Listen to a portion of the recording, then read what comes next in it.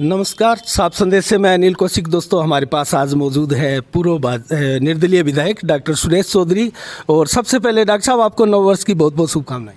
अनिल जी, आपको भी पूरे क्षेत्र को मेरी तरफ से बहुत बहुत शुभकामनाएं। डॉक्टर साहब, आज आपसे साक्षात करने का मन हुआ और इसीलिए आपसे मुलाकात की। और सबसे पहले मैं दोस्तों जनता से जुड़े हुए, आपसे जुड़े हुए सवाल ही डॉक्टर साहब से पूछूंगा। और सबसे पहला मेरा सवाल यही है डॉक्टर साहब कि आने वाले विधानसभा चुनाव में जिस प्रकार आपने नए साल में मीटिंग की थी 1 जनवरी को, और शानदार उत्साह उस मीटिंग में भी दिखाई दिया था, लेकिन जनता में जिज्ञासा है डॉक्टर साहब की टिकट की दौड़ में आप है या एसपी सिंह, तो इसको थोड़ा सा कृपया क्लियर करें आप। मेरे और डॉक्टर एसपी सिंह जी में कोई अनिल जी अंतर नहीं है, और ये तय है कि परिवार में से चुनाव लड़ेगा, चाहे मैं लड़ूं या चाहे डॉक्टर एसपी सिंह जी लड़े। लेकिन जनता ये जानना चाहती है कि दोनों में से चेहरा फिर होगा तो होगा कौन। अभी 2 साल का टाइम पड़ा है अनिल जी, और इस 2 साल में काफ़ी चीज़ें क्लियर हो जाएंगी। और जो मेरा व्यक्तिगत बता रहा हूँ, जो मेरी सोच है, जनता से जो चीज़ निकल के आएगी ना जी, वो डॉक्टर एसपी सिंह जी के बारे में आएगी तो डॉक्टर एसपी सिंह जी चेहरा होंगे। वो अगर डॉक्टर सुरेश चौधरी के बारे में राय निकल के आएगी तो डॉक्टर सुरेश चौधरी चेहरा होंगे। तो ये चीज़ आप जनता पर ही छोड़ना चाहते हैं। जनता पे जनता जनार्दन है लोकतंत्र में, वो तय करेगी। क्योंकि सर्वमान्य चेहरा आप है और पूर्व विधायक भी रहे हैं, आपको क्षेत्र का नॉलेज भी है, और एसपी सिंह अधिकारी रहे हैं और पूर्व जिला कलेक्टर रहे हैं, तो वो आधिकारिक लेवल में तो एकदम सांचे में ठीक बैठते हैं और पीछे रह के ज़्यादा बेटर काम कर सकते हैं। ऐसी चर्चाएं डॉक्टर साहब हमने भी सुनी है। तो जनता का ओपिनियन आपके प्रति ही ज़्यादा है। वैसे बढ़िया परिवार से भी कोई हो जाए तो कोई दिक्कत वाली बात नहीं है। एसपी सिंह जी के बारे में आपको बताऊं कि आपका भी ज़्यादा लंबा चौड़ा परिचय नहीं है, जी जी, जनता का भी परिचय नहीं है, नाम से परिचित हैं, कार्यशैली से परिचित हैं। वो एक एनसाइक्लोपीडिया है जी, वो एक व्यक्ति नहीं है। डॉक्टर एसपी सिंह जी एक संस्था है, ज्ञान का अथाह भंडार है, इतना ज़्यादा नॉलेज है उनको जिसकी कोई सीमा नहीं है। मेरे ख्याल में भादरा विधानसभा क्षेत्र में राजनीतिक रूप से आज तक जो चुनाव लड़े हैं, या आज तक जो विधायक बने हैं, या आगे जो विधायक बनने की मनसा पाले हुए हैं, उनका और एसपी सिंह जी का, इवन मैं मेरे लिए भी कहता हूँ कि हमारा और एसपी सिंह जी के ज्ञान का स्तर का अगर चर्चा करें ना, तो 19-20 नहीं, 15-25 का अंतर है। तो वो अगर चेहरा बनते हैं और जनता की ओपिनियन अगर उनके बारे में आती है, तो मेरा ये मानना है कि ये हमारा परिवार का भी सौभाग्य होगा और भादरा की जनता का भी सौभाग्य। नहीं, इसमें संदेह नहीं है डॉक्टर साहब। उनका जो स्पीच आया था, हमने भी साफ संदेश के माध्यम से दिखाया था, जनता ने देखा भी होगा, और उसमें एक ओपिनियन जनता के बीच में उनके प्रति छवि के रूप में गया भी होगा। लेकिन एक सर्वमान्य चेहरा, एक लोकप्रिय चेहरा भी एक चीज़ होती है। डॉक्टर साहब, आप पूर्व विधायक रहे हैं, इसीलिए मैंने ये सवाल किया था आपसे।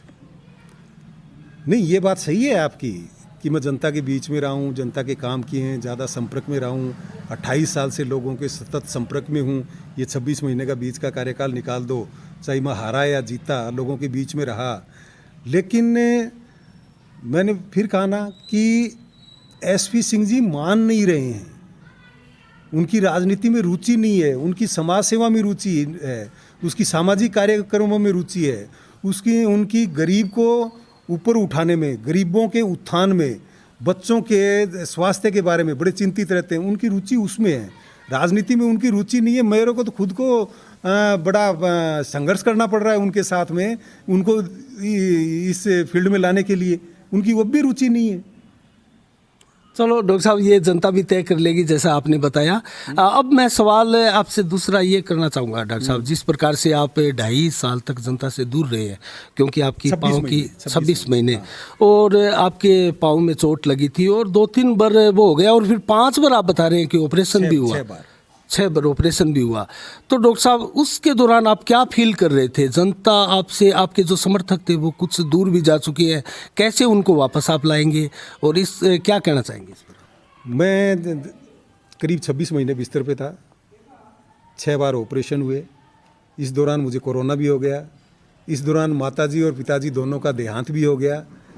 और इस 26 महीने के कार्यकाल में मैं 26 दिन क्या 26 घंटे कभी जनता से दूर नहीं रहा। और ये 26 महीने जनता से दूर रहना पड़ा तो मुझे बड़ी तकलीफ़ हुई। और मुझे जनता से दूर रहने में, मेरे कार्यकर्ताओं से दूर रहने में, मेरे कार्यकर्ताओं को कार्यकर्ता नहीं मान के मैंने मेरे परिवार का सदस्य माना, उनसे दूर रहने में मुझे जो तकलीफ हुई उनको शब्दों में बयान नहीं कर सकता मैं। लेकिन इस दौरान टेलीफोन पे जो परिवार के सदस्य थे, कार्यकर्ता जो परिवार के सदस्य के रूप में हैं, वो लगातार मेरे संपर्क में थे, मैं उनके संपर्क में था। मेरे जो ओरिजिनल कार्यकर्ता जो 93 से 28 साल से मेरे साथ हैं, वो मेरा ये मानना है कि कोई 5-7 किसी वजह से चले गए हों तो चले गए हों दूसरी जगह, अदरवाइज 95 से 97% वो कार्यकर्ता आज भी हमारे साथ हैं। और उस दिन आपने 1 तारीख को देखा होगा, मैंने किसी को फ़ोन नहीं किया, ऑफिस में से ही उनको फ़ोन किया गया। ऑफिस संचालक जो हरी सिंह जी इंदलिया, सुनील जी कुलड़िया, जगदीश जी यादव, शकील जी गोरी, इन 3-4 लोगों ने उनको फ़ोन किए थे। और उस फ़ोन पे ही वो इतने उत्साह से आए, और उनमें से कई तो कह रहे थे डॉक्टर साहब हम तो अनाथ हो गए। और मैंने कहा अनाथ कैसे हो गए, मैं जिंदा हूँ, मरा थोड़ी हूँ। बीमारी आ गई, तकलीफ आ गई, लेकिन उस तकलीफ में भी ऊपर वाले का, परम परमेश्वर का मैं धन्यवाद करता हूँ कि मुझे जिंदा तो रखा। अदरवाइज लोग ये कहते हैं, लोगों से मैंने सुना है और मैंने देखा भी है कि सांड की चपेट में आया हुआ कोई जिंदा नहीं रहता है। और मैं तो ऑपरेशन होके 26 महीने में लोगों के बीच में आ गया। कई इस तरह के लोग हैं जो दुनिया में ही नहीं रहे। चलो, आपके समर्थकों की, शुभचिंतकों की दुआ है कि आप सही सलामत उनके बीच में बैठे हैं। डॉक्टर साहब, एक बड़ा सवाल अब ये है कि आप जब ताल ठोक दिया आपने दोबारा और मैदान में आ चुके हैं, और जयदीप रूडी भी बहुत पहले से ही मैदान में डट चुके हैं, क्योंकि उन्होंने अपनी राजनीतिक ज़मीन खो दी थी बलवान पूनिया को समर्थन देकर, और पीछे गैप भी रहा था। तो डॉक्टर साहब, कितनी बड़ी चुनौती आप मानते हैं जयदीप रूडी को अपने लिए? देखो, जयदीप रूडी जी का एक राजनीतिक परिवार है। चौधरी लालचंद जी थे, जनाधार वाले नेता थे, विभिन्न पार्टियों से चुनाव लड़े, और 93 में उनको बीजेपी की टिकट मिली थी जब मैं कांग्रेस की टिकट लाया था। उससे पहले लालचंद जी लगातार पार्टी बदलते रहे, लेकिन उनके समर्थकों पे कोई फर्क नहीं पड़ा, उनके समर्थक उनके साथ जुड़े रहे। लेकिन लालचंद जी के बाद में जहाँ तक जयदीप जी का सवाल है, जयदीप जी में वो कैपेसिटी, वो कैलिबर लालचंद जी के कार्यकर्ताओं को नज़र नहीं आया। कारण कि 2008 में 76,000 वोट लेके निर्दलीय, और वो मतलब 2013 में एक सिर्फ 11,000 वोटों पे सिमट गए कांग्रेस की टिकट होने के बावजूद। तो मैं कोई चुनौती नहीं मानता कि वो कोई गंभीर चुनौती दे पाएंगे। और उन्होंने जिंदगी की, अपने राजनीतिक जिंदगी की, रूडी परिवार के राजनीतिक जीवन की सबसे बड़ी जो भूल थी वो ये थी कि उन्होंने कामरेड को समर्थन दे दिया। अलग चुनाव लड़ लेते, उनके कार्यकर्ताओं का जो स्टफ था, उनके कार्यकर्ताओं की जो ताकत थी, उनके कार्यकर्ताओं की जो सेना थी, जो रूडी परिवार को अपना सेनापति मानते थे वो कार्यकर्ता, वो सेनापति रण छोड़ के चले गए। तो सेना को तो बिखरना था, वो सेना बिखर गई, और एक बार बिखरने के बाद में वापिस उनको कलेक्ट करना बड़ी खंडे की दार है। डॉक्टर साहब, आप जब 1 तारीख को आए हैं, आप जब ये ताल आपने नहीं ठोकी थी, तो आपको जनता एक प्रकार से भूला हुआ मान चुकी थी, और जयदीप रूडी ही प्रमुख रूप से जो है टिकट की दौड़ में चल रहे थे, गाँव में जनसंपर्क भी कर रहे थे, तो इसलिए जनता की ये चर्चा भी थी। तो इसमें आप कितना का अंतर मानते हैं आप? क्या आप जनता के दिमाग पे छा जाएंगे इस टिकट की दौड़ में? मेरा ये मानना है कि 2 साल का जो टाइम है पीछे का, वो तो एक कोरोना में चला गया। उस कोरोना में चाहे जयदीप जी हों, चाहे संजीव जी हों, चाहे बलवान पूनिया हों, चाहे डॉक्टर सुरेश चौधरी हों, चाहे अमित चाचाण हों, चाहे अभिषेक मटोरिया हों, चाहे डॉक्टर राम प्रताप हों, चाहे विनोद जी हों, चाहे धर्मेंद्र मोची हो, और चाहे गुरदीप शाहपीणी हो, ये सब लोग, इवन राजस्थान के जो मुखिया हैं अशोक गहलोत जी, वो भी करीब 19-20 महीने घर में रह के काम किया था। जनता के बीच में कोई नहीं जा पाया था उसमें। तो डॉक्टर साहब, एक बात आप ये बताइए, बलवान पूनिया जो विधायक है क्षेत्र के, और उन्होंने सरकार बचाने में अशोक गहलोत की इतनी बड़ी मदद की है, और अशोक गहलोत भी कहीं ना कहीं मानते हैं कि ये बहुत बड़ा उपकार, एहसान बादरा विधायक बलवान पूनिया का है। तो डॉक्टर साहब, आप नहीं मानते कि टिकट भी कांग्रेस की जो बलवान पूनिया को दे दी जाएगी? नहीं, बिल्कुल नहीं। कैसे नहीं? कांग्रेस कोई समझौता नहीं करेगी। ये फैसला कांग्रेस का आला कमान करता है कि किसी के साथ समझौता करना है, किसको टिकट देनी है, किसको नहीं देनी है। टिकट कांग्रेस के कार्यकर्ता को ही मिलेगी। कामरेड बलवान पूनिया को टिकट का दूर दूर तक ही नहीं सोचा जा सकता, कारण कि पिछले 2-2.5 साल में कांग्रेस कार्यकर्ताओं को जिस तरह से प्रताड़ित किया गया है इस बलवान पूनिया द्वारा, मतलब मैं आपको उदाहरण बताऊंगा। एक उदाहरण तो ये पर्लिका का है, कांग्रेस का कार्यकर्ता, उसके बच्चे के चोरी नाम लगा दी, और कामरेड बलवान पूनिया गोगामेडी थाने में रात को 8:25 पे खुद FIR दर्ज कराते हैं। 8:30 पे उसको प्रहलाद सारण को घर से पुलिस उठा ले जाती है। थाने में जाके वो गाली गलौज करते हैं, उसके CCTV फुटेज हैं। मतलब इस आदमी ने MLA बहुत रहे हैं। 1952 से हंसराज जी रहे, 57 में हंसराज जी रहे, 62 में चौधरी हरदत्त सिंह जी बने, 65 में दयाराम जी बने, 67 में जाके फिर हंसराज जी बने, 72 में ज्ञान सिंह जी बने, 77 में लालचंद जी बने, 70 में 80 में ज्ञान सिंह जी बने, 85 में लालचंद जी बने, 90 में लालचंद जी बने, 93 में ज्ञान सिंह जी बने, 98 में संजीव जी बने, 2003 में मैं बना, 2008 में जयदीप जी बने, 2013 में संजीव जी बने। 2018 में जो कामरेड के प्रति लोगों ने समर्थन दिया, सिरमा थे लोगों का समर्थन। लेकिन इस आदमी ने जो एक MLA का जो इकबाल होता है, एक MLA का जो आबा मंडल होता है, एक MLA की जो मर्यादा होती है, एक MLA का जो डेकोरम होता है, वो सारा तहस नहस कर दिया इस आदमी ने। MLA के जो काम होते हैं वो होते हैं विधानसभा में जाके नीति बनाना, नीतियों का निर्धारण करना, क्षेत्र का विकास करना। इस आदमी ने तो एक रंजिश की राजनीति करके कि जिसने वोट नहीं दिया उसको पींच के छोड़ दो, उसका पींच के पानी निकाल दो, उसको जेल के अंदर डाल दो, उसको थाने के अंदर डाल दो, उसको कच्चे में हवालात में बैठा दो। इस तरह की राजनीति भादरा में किसी भी विधायक ने आज तक नहीं की। चलो डॉक्टर साहब, अगर ऐसी राजनीति बलवान पूनिया कर रहे हैं तो जनता उनको पनिशमेंट देगी, ये एक अलग बात है। लेकिन मेरा सवाल ये है कि जिस प्रकार से कांग्रेस सरकार के बहुत नज़दीक है बलवान पूनिया, और प्रत्येक कांग्रेस के शासन में काम ये करवा रहे हैं, आप जैसे कांग्रेस के नेता वो है वो निठल्ले बैठे हैं, जयदीप डूडी भी काम नहीं करवा पा रहे हैं, आप भी काम नहीं करवा पा रहे हैं कांग्रेस सरकार से। मैं माफ़ी चाहूँगा, आपकी बात काट रहा हूँ। मैं निठल्ला नहीं बैठा, मैं 26 महीने पे बिस्तर पे था। चलो मैं मतलब घर से बाहर जाने की भी स्थिति में नहीं था, तो निठल्ला नहीं था। तो जनता के या कांग्रेस कार्यकर्ताओं के काम तो नहीं हुए ना डॉक्टर साहब? वो नहीं हुए, वो एक बलवान पूनिया ने करवाए हैं वो एक अशोक गहलोत साहब की मजबूरी थी, राजनीतिक मजबूरी थी। उनका समर्थन लेना था, समर्थन चाहिए था, समर्थन उन्होंने दिया, उस वजह से काम हुए। और दूसरा, मेरे प्रकृति की मार पड़ी, मालिक की मार पड़ी कि मैं 26 महीने बेड पे था। अब मैं यहाँ हूँ, अब मैं देखूंगा बलवान पूनिया कितनी दादागिरी कर लेगा यहाँ पे। अब मैं देखूंगा कि प्रशासन कितनी की बदतमीजी आम लोगों से कर लेगा। अब मैं देखूंगा कि 5-5 दिन एक जायज़ आदमी, पीड़ित आदमी, उपेक्षित आदमी की FIR थानेदार दर्ज नहीं करेगा। अब मैं देखूंगा कि SDM कितनों का काम नहीं करेगा। अब मैं यहाँ हूँ ना, अब मैं चलने फिरने की स्थिति में हूँ।